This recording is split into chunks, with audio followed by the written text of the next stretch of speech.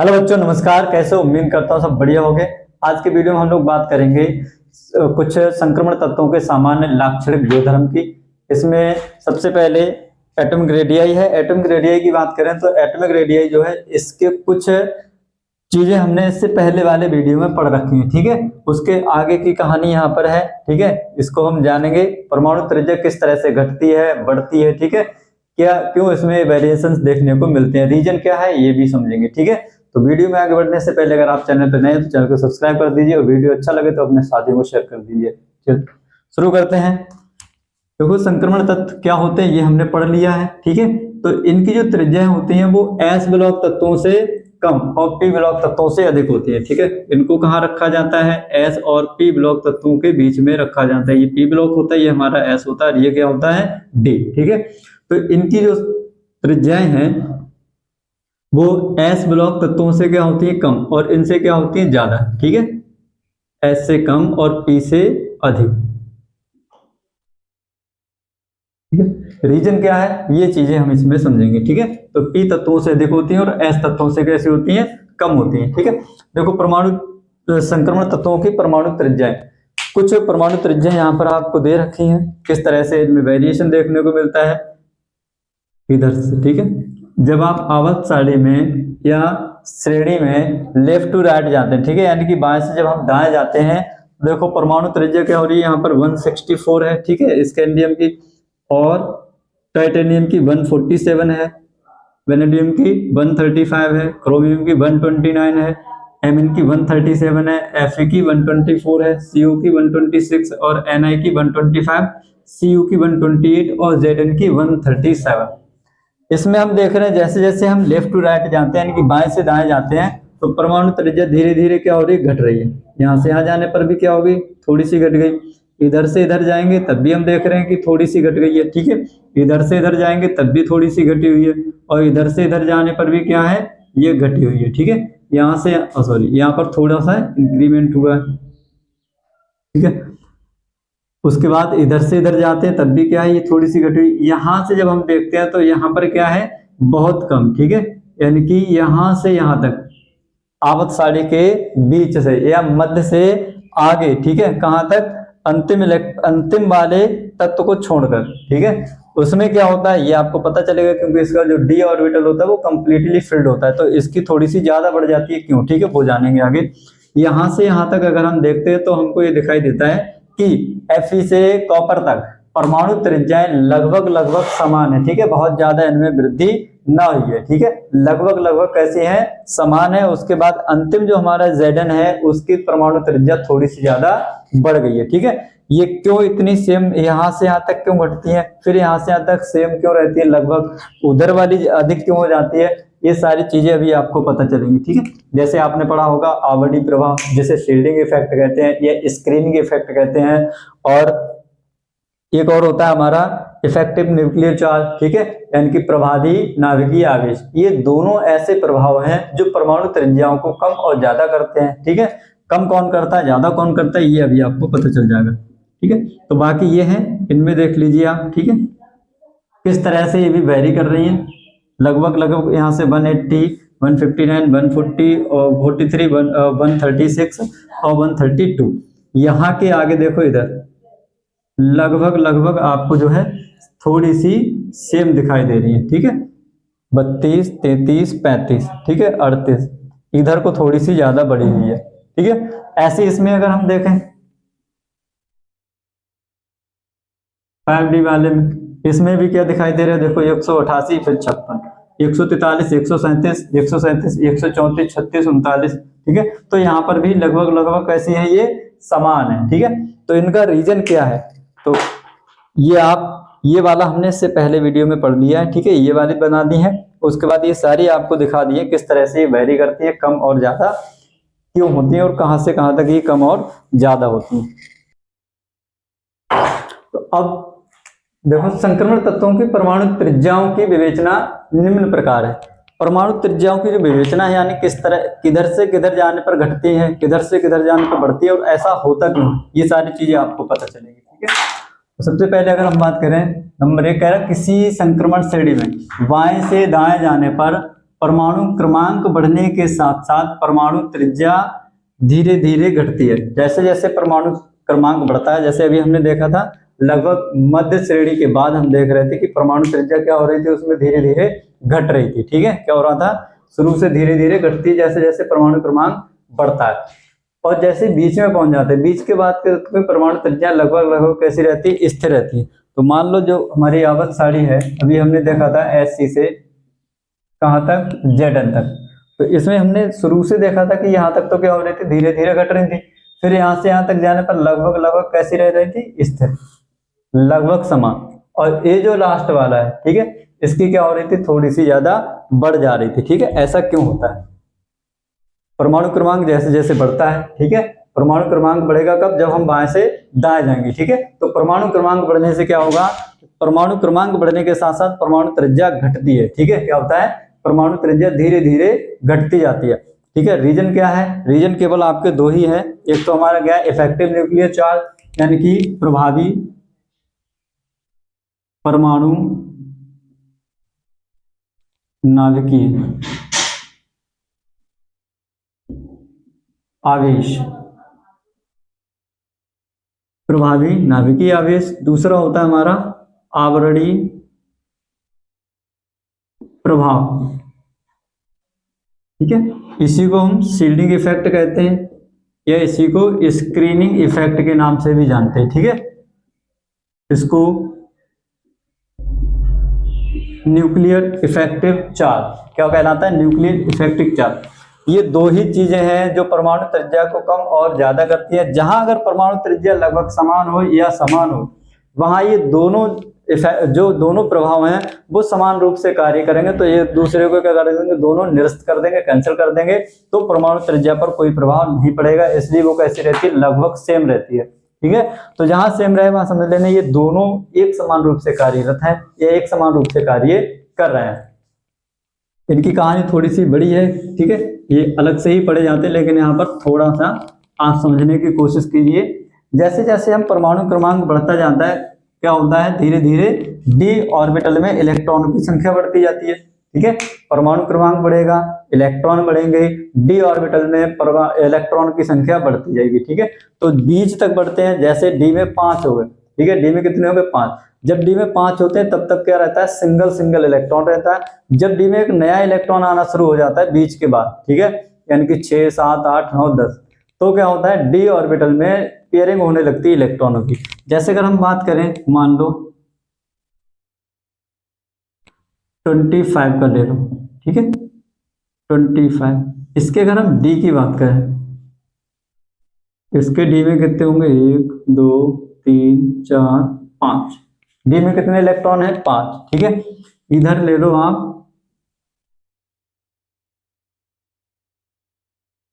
29, इसके d में कितने होंगे भी, 10 होंगे, d में कितने हैं, 10। पहले एक बड़ा होगा, फिर 2 बड़े होंगे, 3 बड़े होंगे, 4 बड़े होंगे, 5 में यानी कि 10 हो गए होंगे। पहले ये भरा होगा, उसके बाद एक इसमें बढ़ गया होगा तो ये बन गया होगा, एक और बढ़ जाएगा तो ये बन जाएगा, एक और बढ़ जाएगा तो ये बन जाएगा, एक और ये इस तरह से डबल हो जाएंगे। ठीक है, नया नया इलेक्ट्रॉन हमारा डी कोष में भरता जाएगा और डी में पेयरिंग होनी शुरू हो जाएगी। जब ये इलेक्ट्रॉन सिंगल होते हैं, ठीक है, उस समय इलेक्ट्रॉन इलेक्ट्रॉन के बीच में जो रिपल्सन होता है वो कम लगता है। ठीक है, यानी कि इस वाले अगर हम उपकोष की बात करें तो इसमें एक ही इलेक्ट्रॉन है, तो इस ये क्या करेगा, ये अपने आपस में यानी कि दूर वाले इलेक्ट्रॉन से इतना रिपल्शन नहीं करेगा जितना कि ये दोनों इलेक्ट्रॉन आपस में एक दूसरे को रिपेल करेंगे। ठीक है, जब ये रिपेल करते हैं तो क्या होता है, जो हमारी लास्ट वाली सेल होती है यानी कि डी कोष होती है वो थोड़ी सी फैल जाती है। ठीक है, क्या होता है, डी कोष थोड़ी सी फैल जाती है। इसकी अगर हम बात करें, सपोज बस ये मान लो कितने इलेक्ट्रॉन है, 5, 1, 2, 3, 4, 5। ठीक है, चलिए इससे अंदर वाली कोष में भी इलेक्ट्रॉन होंगे। ठीक, ये अंदर वाली कोष के इलेक्ट्रॉन क्या करते हैं, इसको रिपेल करते हैं इन इलेक्ट्रॉन को, और ये जो न्यूक्लियस होता है ये क्या करता है, इन इलेक्ट्रॉनों को अपनी ओर खींचता है। ठीक है, सबसे बाहर वाली कोष से अंदर वाले जो कोष के इलेक्ट्रॉन होते हैं वो बाहर वाली कोष के इलेक्ट्रॉन को क्या करते हैं, रिपेल करते हैं, जबकि नाभिक क्या करता है, इलेक्ट्रॉनों को अपनी ओर खींचता है। ठीक है, तो ये जो नाभिक इलेक्ट्रॉनों को खींच रहा है, क्या कर रहा है, नाभिक इलेक्ट्रॉनों को जो खींच रहा है, यहां पर जो प्रभाव होता है उसी प्रभाव को हम कहते हैं नाभिकीय प्रभावी नाभिकीय प्रभाव। क्या कहते हैं, प्रभावी नाभिकीय प्रभाव। ये जो रिपल्शन लगता है, ठीक है, अब देखो यहाँ डबल इलेक्ट्रॉन हो जाएंगे, यहाँ और यहाँ जो रिपल्शन लगेगा वो थोड़ा कम लगेगा, और जैसे इलेक्ट्रॉन की संख्या ज्यादा बढ़ जाती है, क्या हो जाता है, इलेक्ट्रॉनों की संख्या ज्यादा बढ़ जाती है तो रिपल्शन क्या हो जाता है, रिपल्शन भी हमारा ज्यादा हो जाता है। अब देखो पेयरिंग में इलेक्ट्रॉन होंगे इस तरह से,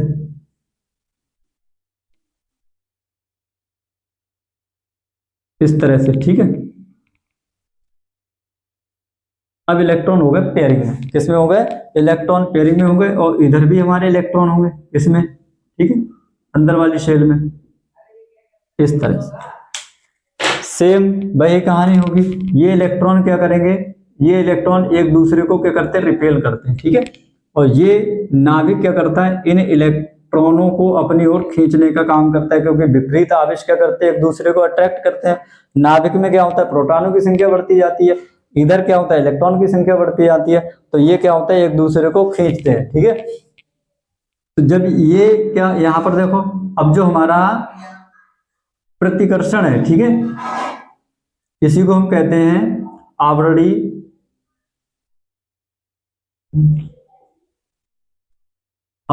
प्रभाव। तो ये क्या लग रहा है यहां पर, नाभिकीय प्रभावी नाभिकीय आवेश, ठीक है, प्रभावी नाभिकीय आवेश।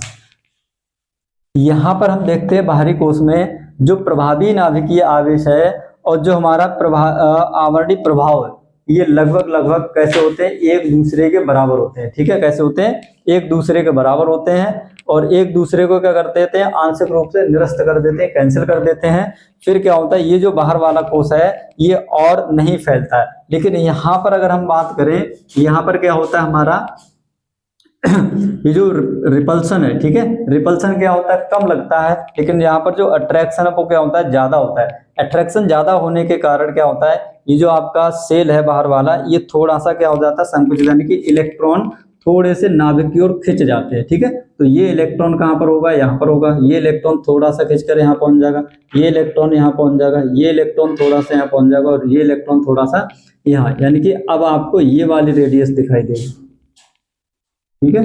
तो इलेक्ट्रॉन मेघ जो है वो नाभिक की ओर खिंच जाता है, क्या होता है, इलेक्ट्रॉन मेघ नाभिक की ओर खिंच जाता है, और इस तरह से जो है परमाणु त्रिज्या धीरे धीरे कम होती चली जाती है, ठीक है। अब ये वाली आपकी परमाणु त्रिज्या है, कैसी हो गई, थोड़ी सी कम हो गई, क्या हो गया, कम हो गई, ठीक है।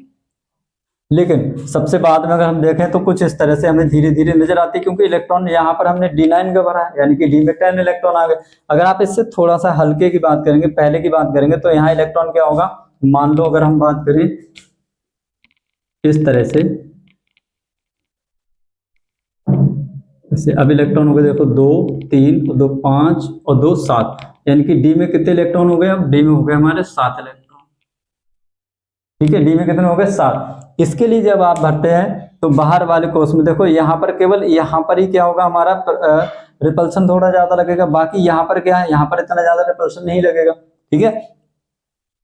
तो इसीलिए इनकी जो परमाणु त्रिज्या यानी कि बीच से, ठीक है, D5 से लेकर D6 D7 D8 और D9 तक, यहां तक इनकी जो परमाणु त्रिज्या है वो लगभग लगभग कैसी रहती है, समान, ठीक है, क्योंकि दोनों प्रभाव क्या करते हैं, समान रूप से कार्य करते हैं, ठीक है, क्या करते हैं, दोनों प्रभाव समान रूप से कार्य करते हैं, इसलिए ये दोनों प्रभाव, ठीक है, प्रभावी नाभिकीय आवेश और आवर्ती प्रभाव, ठीक है, जिसे शील्डिंग इफेक्ट कहते हैं, ये दोनों एक दूसरे को आंशिक रूप से खत्म कर देते हैं, कैंसिल कर देते हैं, और ये जो बाहर वाला कोश है ये फैलता नहीं, ज्यादा नहीं फैलता है, ठीक है। इसलिए क्या होता है, ये दो परमाणु त्रिज्या लगभग हमें समान देखने को मिलती है, वो थोड़ा बहुत स्लाइटली अंतर आपको देखने को मिलता है। लास्ट वाले सेल की बात करेंगे, अगर हम D10 की बात करें, ठीक है, डी में कितने कर दें, अगर आप D10 कर दोगे यहाँ पर डी में अगर आपने 10 कर दिए, ठीक है, इस तरह से डी में 10 हो जाएंगे। मान लो किसका है, ये जिंक का है, ठीक है, किसका है, जिंक का है। अभी ये आ गया जिंक का, ठीक है, किसका आ गया, जिंक का आ गया। इसमें होता क्या है, प्रभावी नाभिकीय आवेश यानी कि इलेक्ट्रॉन को खींचने की जो टेंडेंसी होती है, अब पेयरिंग में इलेक्ट्रॉन हो गए। ये सब इलेक्ट्रॉन कैसे हैं, ये सब इलेक्ट्रॉन हमारे जोड़े में, जोड़े के इलेक्ट्रॉन एक दूसरे को क्या करते हैं, ये भी प्रतिकर्षित करेंगे, ठीक है, प्रतिकर्षित। जब ये इलेक्ट्रॉन एक दूसरे को प्रतिकर्षित करते हैं तो ये क्या होंगे, ये थोड़ा सा दूर दूर रहना चाहेंगे, ठीक है। अब ये कहाँ चला जाएगा, एक इलेक्ट्रॉन आपका यहाँ चला जाएगा, एक इलेक्ट्रॉन यहाँ चला जाएगा, ठीक है। ऐसे ही इनका इलेक्ट्रॉन एक आपका यहाँ हो जाएगा और एक आपका यहाँ हो जाएगा, ठीक है। ऐसे ये वाले इलेक्ट्रॉन एक आपका यहाँ हो जाएगा और एक आपका यहाँ हो जाएगा, ठीक है। यानी कि ये क्या करेंगे, एक दूसरे को रिपेल करेंगे इस तरह से। ऐसे इसकी अगर हम बात करें, ऐसे मान लो, ठीक है। अब यहाँ बाहर वाले कोष में यानी कि डी कोष में इलेक्ट्रॉन कितने हो गए, ज्यादा, यानी कि पेयरिंग इलेक्ट्रॉन हमारे पास कितने हैं, 5, ठीक है।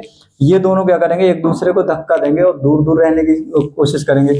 इधर से ये इलेक्ट्रॉन भी क्या करेंगे, अब देखो यहाँ से भी इन पे क्या होगा, यहाँ से भी लगने वाला जो रिपल्सिव फोर्स होगा वो क्या हो जाएगा, वो भी अब आपका देखो बढ़ जाएगा, ठीक है। यानी कि यहाँ पर जो प्रभावी नाभिकीय आवेश है, ठीक है, प्रभावी नाभिकीय आवेश के ऊपर जो आवर्ती प्रभाव वो क्या हो जाता है, प्रभावी हो जाता है, ठीक है।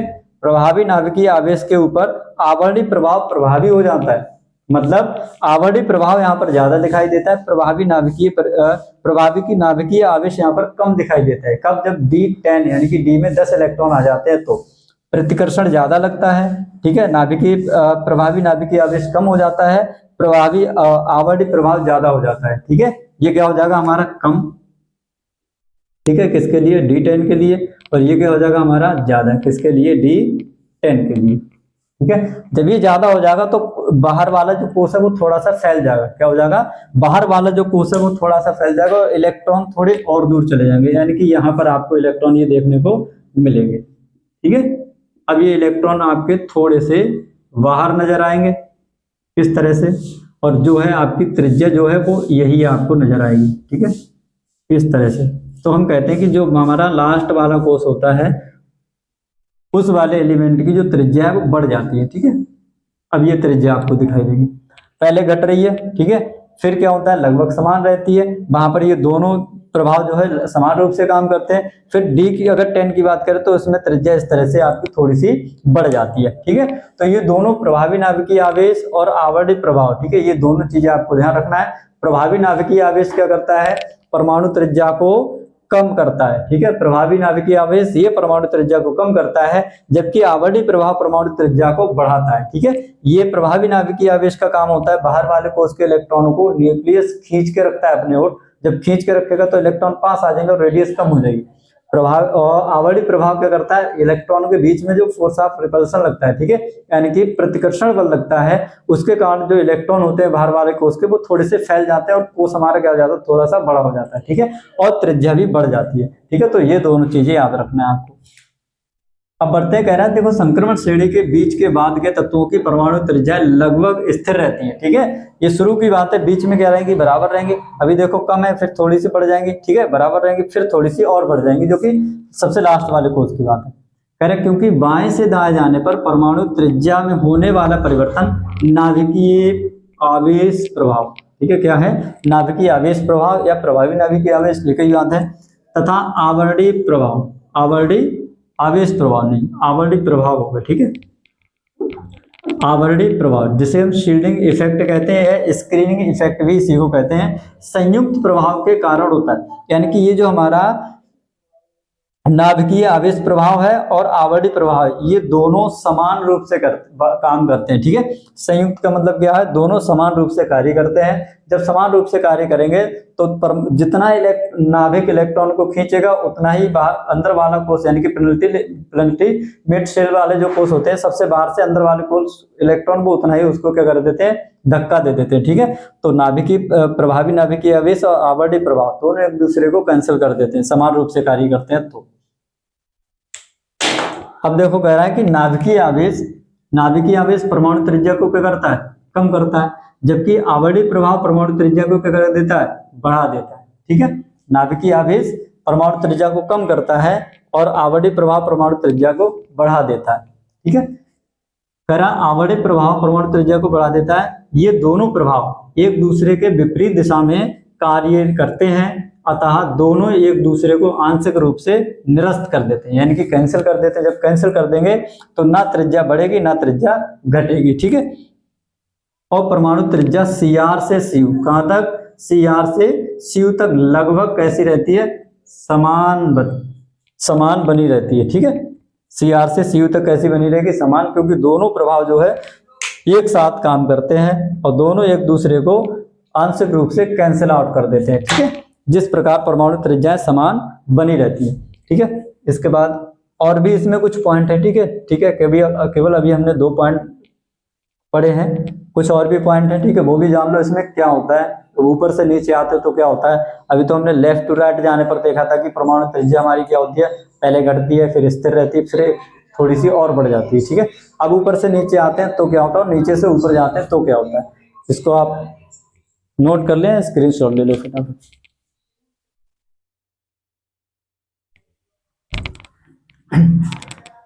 अगला 3rd पॉइंट है, तीसरा, ये कह रहा है देखो संक्रमण श्रेणी के अंत में परमाणु त्रिज्याओं में थोड़ी सी वृद्धि हो जाती है, यानी कि अंतिम वाला जो हमारा वो तत्व होता है उसकी जो परमाणु त्रिज्या वो थोड़ी सी बढ़ जाती है, ठीक है।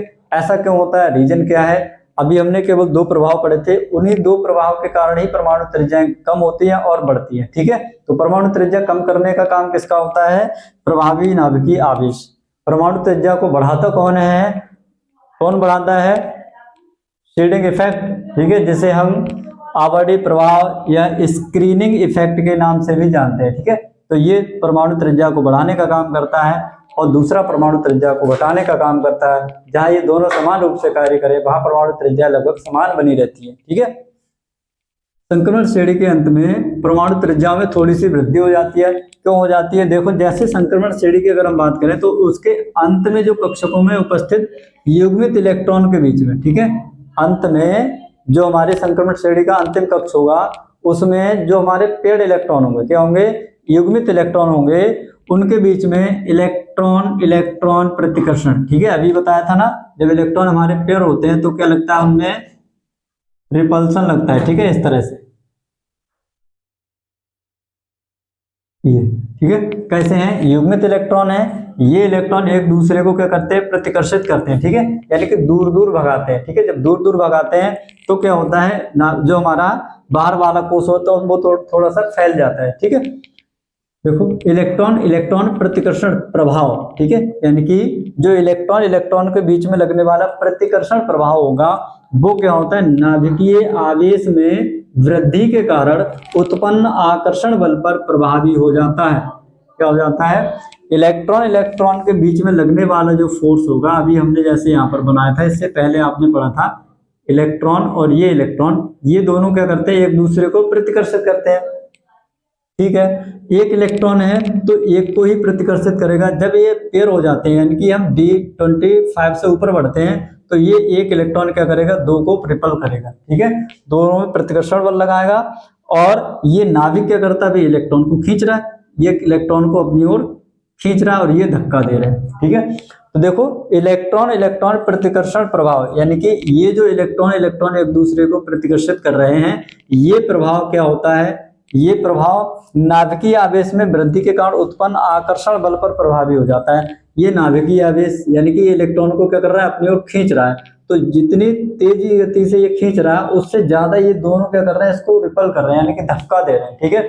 ये दोनों एक दूसरे को प्रतिकर्षित कर रहे हैं। तो ये जो हमारा प्रतिकर्षण वाला बल होता है, यानी कि इलेक्ट्रॉन के बीच में लगने वाला प्रतिकर्षण फोर्स होता है वो ज्यादा हो जाता है। नाभिकीय आवेश के कारण उत्पन्न यहाँ पर जो आकर्षण बल होता है वो कैसा हो जाता है, कम हो जाता है। जब ये प्रतिकर्षण ज्यादा हो जाता है तो ये कोश थोड़ी सी फैल जाती है, क्या हो जाता है, कोश थोड़ी सी फैल जाती है, ठीक है, इसी कारण, ठीक है।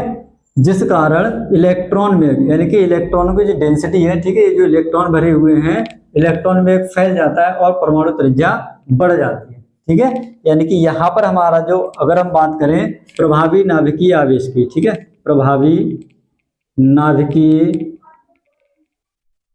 आवेश यहाँ पर क्या हो जाता है, कम हो जाता है, ठीक है। क्या हो जाता है, प्रभावी नाभिकीय आवेश कम हो जाता है, क्योंकि कोश में इलेक्ट्रॉन की संख्या कैसी हो जाती है, पेयर्ड हो जाती है। इलेक्ट्रॉन एक दूसरे को रिपेल करते हैं, ठीक है। जब रिपेल करेंगे तो प्रतिकर्षण बल ज्यादा हो जाएगा, वही जो हमारा प्रभावी नाभिकीय आवेश है कैसा हो जाएगा, कम हो जाएगा, ठीक है। ज्यादा क्या हो जाएगा, हमारा आवरणीय प्रभाव ये क्या हो जाता है, बढ़ जाता है, ठीक है। जब ये बढ़ जाएगा तो इलेक्ट्रॉन डेंसिटी या इलेक्ट्रॉन मेघ जो है वो क्या हो जाता है, फैल जाता है। जब इलेक्ट्रॉन मेघ फैल जाएगा तो भाई इलेक्ट्रॉन की जो बाहर वाली कोश है वो भी थोड़ी सी क्या हो जाएगी, बढ़ जाएगी, ठीक है। जिस कारण परमाणु की त्रिज्या बढ़ जाती है। कब, जब हम संक्रमण श्रेणी के अंत की बात करते हैं तो, ठीक है। अच्छा, इसको देखो, अभी हमने देखा था, अगर हम बात करें स्कैंडियम से लेकर क्रोमियम तक, यानी कि 21 से लेकर 24 तक की अगर हम बात करें तो उसमें क्या होता है, केवल अयुग्मित इलेक्ट्रॉन रहते हैं, ठीक है। इसको समझने की अगर हम बात करें तो स्कैंडियम से Cr तक, स्कैंडियम से Cr तक, ठीक है। n-1 के डी उपकोष में कितने इलेक्ट्रॉन आते हैं, 1 से लेकर 5, ठीक है। तो वहां पर सभी इलेक्ट्रॉन कैसे होते हैं, अयुग्मित इलेक्ट्रॉन होते हैं, ठीक है। डी उपकोष में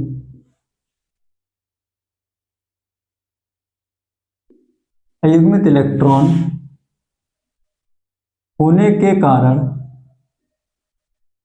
ठीक है, जब उसमें अयुग्मित इलेक्ट्रॉन होते हैं तो अयुग्मित इलेक्ट्रॉन होने के कारण ही उसमें जो प्रतिकर्षण बल होता है, यानी कि इलेक्ट्रॉन इलेक्ट्रॉन के बीच में लगने वाला जो प्रतिकर्षण होता है वो कैसा होता है, कम होता है, ठीक है। डी इलेक्ट्रॉन में, डी उपकोष में इलेक्ट्रॉन कैसे होते हैं, हमारे अयुग्मित होते हैं, ठीक है। जिस कारण इलेक्ट्रॉन इलेक्ट्रॉन के बीच में लगने वाला जो प्रतिकर्षण होता है वो कम होता है, ठीक है। होने के कारण इलेक्ट्रॉन इलेक्ट्रॉन प्रतिकर्षण अधिक प्रभावी नहीं होता है। जब इलेक्ट्रॉन इलेक्ट्रॉन प्रतिकर्षण अधिक प्रभावी नहीं होगा तो क्या होगा, अंतिम वाली जो कोश है वो फैलेगी नहीं, यानी कि इलेक्ट्रॉन घन तो फैलेगा नहीं। जब इलेक्ट्रॉन घन तो नहीं फैलेगा तो परमाणु त्रिज्या नहीं बढ़ेगी, ठीक है। कब की बात कर रहा है, Sc से लेकर Cr तक, ठीक है, 21 से लेकर 24 तक। इस 24 से ऊपर बढ़ते हैं, ठीक है। कहाँ बढ़ते हैं, जब हम Mn से निकल तक बढ़ते हैं, ठीक है। तो डी उपकोष में, डी उपकोष में क्या होता है, युग्मित इलेक्ट्रॉनों की संख्या बढ़ती जाती है, ठीक है। यानी कि युग्मित इलेक्ट्रॉन हमारे क्या होते जाते हैं, उसमें बढ़ते जाते हैं, ठीक है। अब देखो इसमें डी उपकोष में युग्मित इलेक्ट्रॉन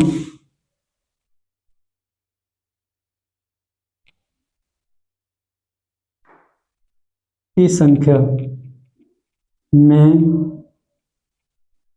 वृद्धि होने के कारण, जैसे जैसे डी उपकोष में इलेक्ट्रॉन पेयर होते जाएंगे यानी कि युग्मित होते जाएंगे तो धीरे धीरे क्या होगा, इलेक्ट्रॉन इलेक्ट्रॉन के बीच में लगने वाला जो प्रतिकर्षण बल होगा, क्या होगा, इलेक्ट्रॉन इलेक्ट्रॉन के बीच में लगने वाला जो प्रतिकर्षण होगा वो नाभिक और इलेक्ट्रॉन के बीच में लगने वाले आकर्षण प्रभाव से क्या होगा, प्रभाव को धीरे धीरे दूर करता जाएगा या उसके बराबर आता जाएगा, ठीक है। पहले बराबर आएगा, फिर इलेक्ट्रॉन अगर डी में और ज्यादा हो जाएंगे तो क्या होगा, वो प्रभाव क्या होगा, ज्यादा हो जाएगा। जब प्रभाव ज्यादा हो जाएगा तो हमारी परमाणु त्रिज्या बढ़ जाएगी, ठीक है। यानी कि अंत वाले में, ठीक है, संक्रमण श्रेणी के अंत में परमाणु त्रिज्या में थोड़ी सी वृद्धि हो जाती है। क्यों हो जाती है, पहले शुरू की बात है, ठीक है। तो यहाँ पर जो प्रभावी इलेक्ट्रॉन इलेक्ट्रॉन प्रतिकर्षण होता है वो अधिक प्रभावी नहीं होता है, इसलिए परमाणु त्रिज्या क्या होती है, धीरे धीरे घटती है, ठीक है। Mn से निकल तक की बात करें तो डी उपकोष में युग्मित इलेक्ट्रॉनों की संख्या में वृद्धि होती है। जब युग्मित इलेक्ट्रॉन की संख्या में वृद्धि होती है तो पहले क्या लग रहा है, देखो नाभिकीय आवेश, प्रभावी नाभिकीय आवेश क्या होता है हमारा, ज्यादा होता है, ठीक है। फिर क्या होगा, प्रभावी नाभिकीय आवेश इलेक्ट्रॉन जैसे जैसे बढ़ते जाएंगे प्रतिकर्षण और प्रभावी नाभिकीय आवेश ये दोनों लगभग समान होते जाते हैं, ठीक है। क्या होते जाते हैं, एक दूसरे को संतुलित करते जाते हैं, ठीक है। वृद्धि होने के कारण प्रभावी नाभिकीय आवेश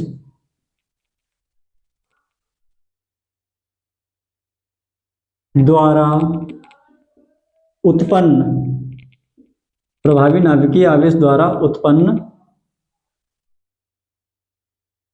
आकर्षण बल, आकर्षण बल तथा दूसरा कौन सा होता है, आवर्णी प्रभाव। आवर्णी प्रभाव क्या होता है, इलेक्ट्रॉन इलेक्ट्रॉन प्रतिकर्षण, ठीक है। एक दूसरे को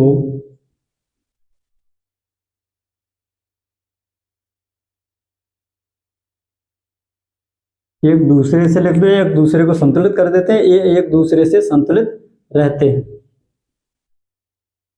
जिस कारण परमाणु त्रिज्या लगभग समान बनी रहती है, ठीक है। परमाणु त्रिज्या कैसी बनी रहेगी, समान बनी रहेगी।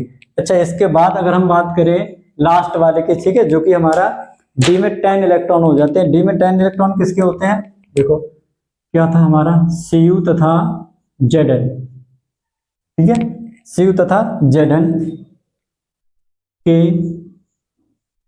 3D उपकोष में, डी उपकोष में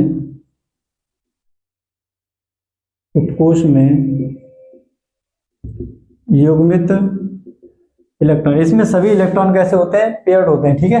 युग्मित इलेक्ट्रॉन होने के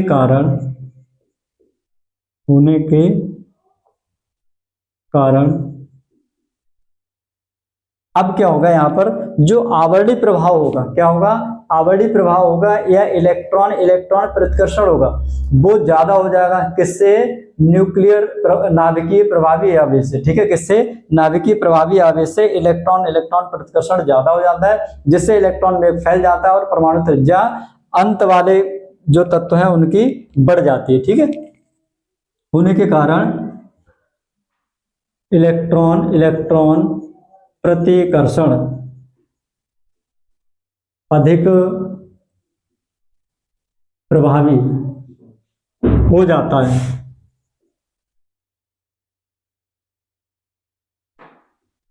जिस कारण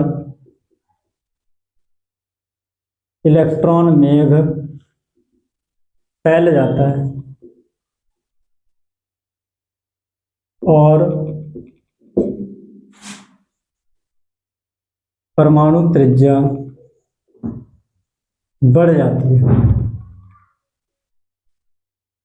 ठीक है। तो याद रखना कि संक्रमण श्रेणी के अंत में परमाणु त्रिज्याओं में थोड़ी सी वृद्धि होने का काम, रीजन क्या है, यही है, ठीक है।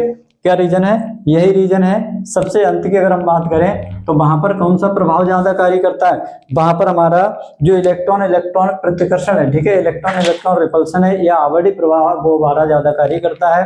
वहां पर नाभिकीय आवेश प्रभावी नाभिकीय आवेश कम काम करता है, ठीक है। इलेक्ट्रॉन डेंसिटी फैल जाती है, तब इलेक्ट्रॉन डेंसिटी फैल जाएगी तो परमाणु त्रिज्या भी क्या होती है, थोड़ी सी उसकी बढ़ जाती है, ठीक है। तो ये चीज आप इसको नोट कर लें फटाफट।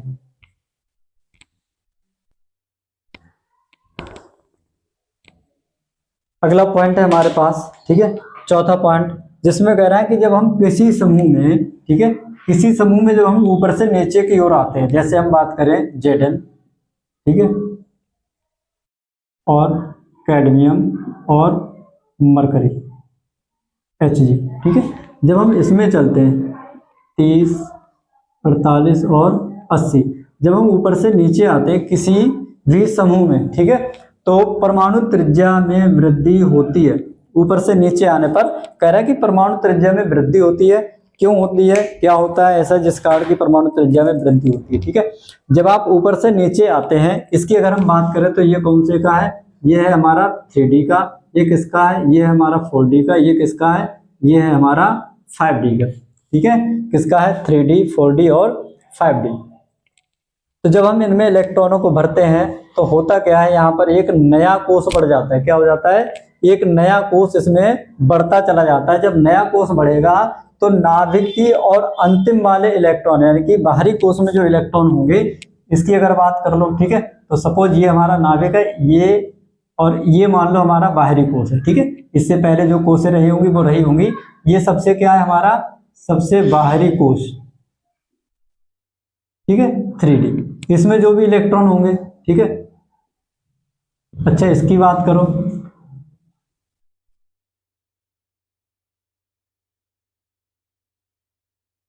ये इसका बाहरी कोष है, ठीक है। इसमें क्या होगा, एक कोष और बढ़ जाएगा, ये इसका बाहरी कोष है, ठीक है, बाहरी कोष। अच्छा, इसकी बात करो, इसमें एक और बढ़ जाएगा,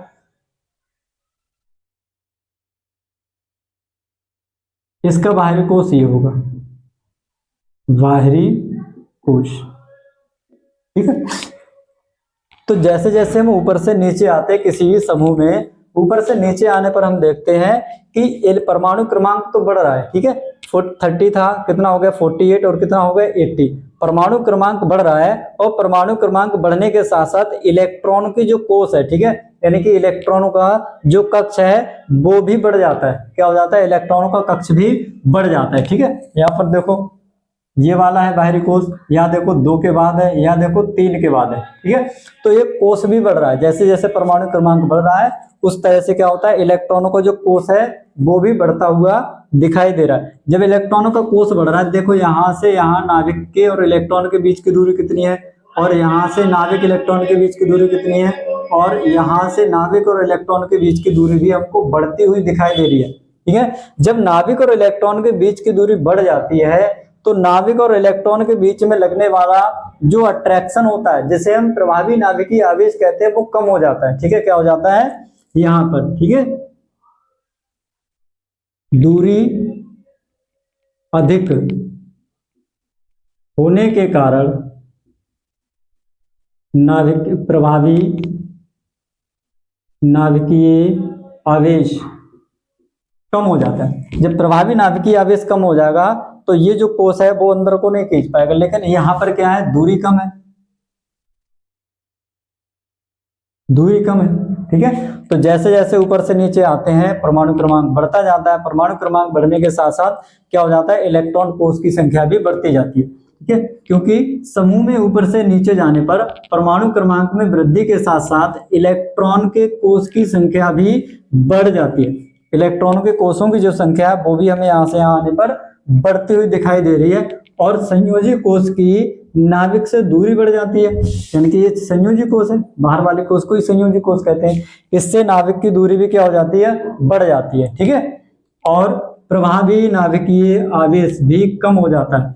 इफेक्टिव न्यूक्लियर चार्ज जो होता है वो कैसा हो जाता है, कम, यानी कि ये वाला जो नाभिक है इन इलेक्ट्रॉनों को खींचेगा लेकिन इसकी तुलना में कम खींचेगा, ठीक है। यहाँ वाले जो इलेक्ट्रॉन है और यहाँ की तुलना में भी क्या करेगा, कम खींचेगा, ठीक है। तो ये जो है इधर को नहीं जा पाते इलेक्ट्रॉन, यानी कि नाभिक की ओर इलेक्ट्रॉन मेघ जो है वो नाभिक की ओर नहीं जा पाता है, ठीक है, नाभिक नहीं खींच पाता है। पहला परिणाम स्वरूप, ठीक है, जिसके दौरान परमाणु त्रिज्या का मान बढ़ने लगता है, ठीक है। क्या हो जाता है, परमाणु त्रिज्या बढ़ जाती है। जब कोष बढ़ेगा तो यहाँ से यहाँ तक की त्रिज्या हो जाएगी, इसमें यहाँ से यहाँ तक की रहेगी, इसमें इतनी रहेगी, ठीक है। तो नया कोष बढ़ने से परमाणु त्रिज्या भी क्या हो जाती है, हमारी बढ़ जाती है, ठीक है। और एक आध पॉइंट इसका और है, ठीक है, तो ये इसी तरह से आपको जानना है।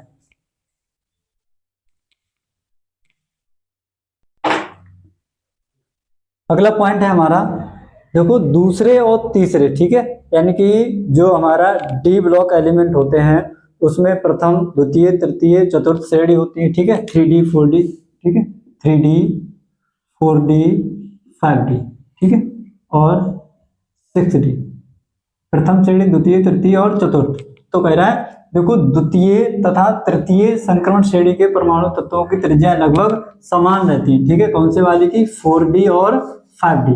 ये जो तत्व होते हैं इनकी परमाणु त्रिज्या जो होती है, इनकी जो परमाणु त्रिज्या होती है वो लगभग कैसी रहती है, समान रहती है, ठीक है। कैसी रहती है, लगभग समान रहती है। लगभग समान रहने का रीजन क्या है, वो आपको जानना है, ठीक है। तो जैसे ऊपर से नीचे आते हैं, तो अभी हमने पढ़ा था कि ऊपर से नीचे जैसे ही हम आते हैं परमाणु क्रमांक बढ़ता है, और परमाणु क्रमांक में वृद्धि के साथ साथ इलेक्ट्रॉन कक्ष जो होता है या बाहरी कोश जो होता है वो भी बढ़ता जाता है, ठीक है।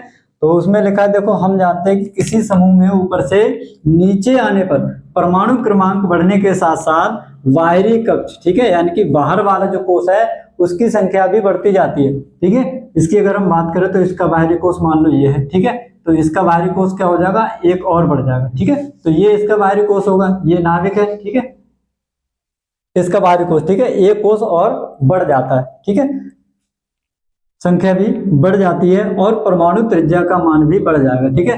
पहले यहां से यहां तक परमाणु त्रिज्या होगी, अब देखो यहां से यहां तक की परमाणु त्रिज्या होगी, ठीक है, तो त्रिज्या का मान भी थोड़ा सा बढ़ जाता है। देखो द्वितीय श्रेणी के तत्वों की परमाणु त्रिज्याएं प्रथम श्रेणी के तत्वों की परमाणु त्रिज्याओं से बड़ी होती हैं, ठीक है। तो ये द्वितीय श्रेणी की परमाणु त्रिज्याएं ये वाली, और ये प्रथम श्रेणी है, तो द्वितीय श्रेणी की परमाणु त्रिज्याएं प्रथम श्रेणी की परमाणु त्रिज्याओं से थोड़ी सी बड़ी होती हैं, ठीक है। जबकि द्वितीय तथा तृतीय यानी कि 4D और 5D संक्रमण श्रेणी के तत्वों की परमाणु त्रिज्याएं लेंथेनॉइड संकुचन के कारण लगभग कैसी बनी रहती है, समान। और वही हमको बताना है कि द्वितीय और तृतीय संक्रमण श्रेणी की संक्रमण श्रेणी के परमाणु तत्वों की जो त्रिज्या है वो समान रहती है। रीजन क्या है, रीजन ये है लेंथेनॉइड संकुचन। लेंथेनॉइड संकुचन की बात करें तो इसके आगे जब हम F ब्लॉक एलिमेंट पढ़ेंगे तो वहां पर आपको लेंथेनॉइड संकुचन और एक्टिनॉइड संकुचन ये चीजें पढ़ने को मिलेंगी, ठीक है। तो अभी हम लेंथेनॉइड संकुचन के बारे में बात नहीं करेंगे, ये क्या होता है, ठीक है, क्योंकि ये अलग से पूछा जाता है, इसका खुद का एक टॉपिक है, तो F ब्लॉक में इसको पढ़ा जाता है, ठीक है। रीजन क्या है, द्वितीय और तृतीय यानी कि 4D और 5D श्रेणी के जो तत्व हैं इनकी परमाणु त्रिज्याएं समान बनी रहती है, ठीक है। रीजन क्या है, लेंथेनॉइड संकुचन। क्या होता है, लेंथेनॉइड संकुचन होता है रीजन, ठीक है। तो इसको हम आगे पढ़ेंगे। अगला पॉइंट है हमारा आयनिक त्रिज्याएं। जैसे अगर हम बात करें आयनिक त्रिज्याएं, सपोज दैट यहां मान लो स्कैंडियम मान लो, ठीक है, ये अभी क्या है हमारा परमाणु, क्या है परमाणु, ठीक है। अब इससे 2 इलेक्ट्रॉन या 1 इलेक्ट्रॉन बाहर निकाल दी तो ये क्या बन गया हमारा आयन बन गया, क्या बन गया आयन, ठीक है। तो परमाणु त्रिज्या हमने पढ़ ली है। आयनिक त्रिज्या है ये किस तरह से वैरी करती है, तो जैसे इलेक्ट्रॉन मान लो 2 इलेक्ट्रॉन लूज करेगा तो 2 ऑक्सीडेशन नंबर होगी, 3 इलेक्ट्रॉन लूज करेगा तो 3 ऑक्सीडेशन नंबर होगी, 1 लूज करेगा तो 1 ऑक्सीडेशन नंबर होगा उसका, ठीक है। तो भिन्न भिन्न तत्वों की परमाणु ऑक्सीकरण अवस्थाएं भी कैसी होती है, भिन्न भिन्न होती हैं। जब ऑक्सीकरण अवस्थाएं भिन्न भिन्न होती हैं उनकी परमाणु त्रिज्या भी कैसी होती है, भिन्न भिन्न होती है, ठीक है। तो यहाँ पर हमने कुछ ऐसे एलिमेंट लिए हैं जिनकी ऑक्सीकरण अवस्था कैसी है, समान है, ठीक है। तो देखो संक्रमण तत्वों की आयनिक त्रिज्याओं की संक्रमण तत्वों की आयनिक त्रिज्याओं की भी वही प्रवृत्ति होती है जो परमाणु त्रिज्या की होती है। मतलब ये परमाणु त्रिज्या जिस तरह से ये कम ज्यादा होगी उसी तरह से आयनिक त्रिज्या भी कम ज्यादा होती है, ठीक है। बशर्ते याद रखना चाहिए कि ऑक्सीकरण अवस्था कैसी होनी चाहिए, हमारी समान होनी चाहिए, ठीक है। देखो ऑक्सीकरण अवस्था में वृद्धि के साथ साथ परमाणु त्रिज्या घटती है। ऑक्सीडेशन नंबर अगर आप बढ़ा दोगे, क्या करोगे, ऑक्सीडेशन नंबर बढ़ा दोगे, मतलब इलेक्ट्रॉन अगर आपने ज्यादा निकाल दिए तो परमाणु त्रिज्या क्या हो जाएगी, घट जाएगी, ठीक है। देखो किसी आवर्त में जब आप बाएं से दाएं जाते हैं, किसी आवर्त में जब हम बाएं से दाएं जाते हैं, ठीक है, तो आयनिक परमाणु त्रिज्या में क्या वेरिएशन आपको देखने को मिलता है। यह देखो 0.95 एंगस्ट्रॉम है, ठीक है, कितना है 0.95 एंगस्ट्रॉम। यहाँ देखो ऑक्सीडेशन नंबर 2 है सबकी, ठीक है, सभी आपके जो तत्व हैं वो 2 ऑक्सीकरण अवस्था में यानी कि समान ऑक्सीकरण अवस्था में है। तो यहाँ से यहाँ जाने पर इधर इधर इधर इधर हम देख रहे हैं कि परमाणु त्रिज्या पहले धीरे धीरे क्या हो रही है, देखो 95 से कितनी होगी 90, और 90 से 88, 88 से 74, 74 से फिर देखो 80 होगी। तो ऐसा हमने पहले भी पढ़ा था। यहाँ पर कितनी हो रही थी 137 हो रही थी, ठीक है, जब हम परमाणु त्रिज्या पढ़ रहे थे तो इसकी भी एक बार बढ़ रही थी, ठीक है, फिर धीरे धीरे लगभग समान हो रही थी। और यहाँ से यहाँ चलने पर हम क्या देखते हैं कि परमाणु त्रिज्याएं घटती हैं। क्या होता है, घटती है बीच वाले एलिमेंट, ठीक है, मैग्नीज को छोड़कर। उसके बाद फिर हम देखते हैं कि यहाँ से यहाँ तक कैसी हमारी समान है, कैसी है लगभग समान है। फिर लास्ट वाले की परमाणु त्रिज्या थोड़ी सी बढ़ जाती है, ठीक है। बढ़ने का रीजन आपको पहले ही पता चल गया है कि जो अंतिम संक्रमण तत्व होता है उसकी परमाणु त्रिज्याएं बढ़ जाती हैं, क्यों? ठीक है, तो ये था हमारा परमाणु त्रिज्या। ठीक है, परमाणु त्रिज्या में हमने 5 पॉइंट क्लियर किए हैं। ठीक है, क्यों किस तरह से घटती बढ़ती है, रीजन क्या है, और ये है आपका आयनिक त्रिज्या। ठीक है, तो आयनिक त्रिज्या परमाणु त्रिज्याओं के समान ही व्यवहार करती है, बशर्ते आपको ध्यान देना है कि कौन सी ऑक्सीडेशन नंबर है उसकी। ठीक है, तो उम्मीद करते हैं परमाणु त्रिज्या आपको समझ में आया होगा और आयनिक त्रिज्या भी आपको समझ में आ गया होगा, और मिलते हैं अगले वीडियो में। तब तक के लिए आप सबको बहुत बहुत धन्यवाद।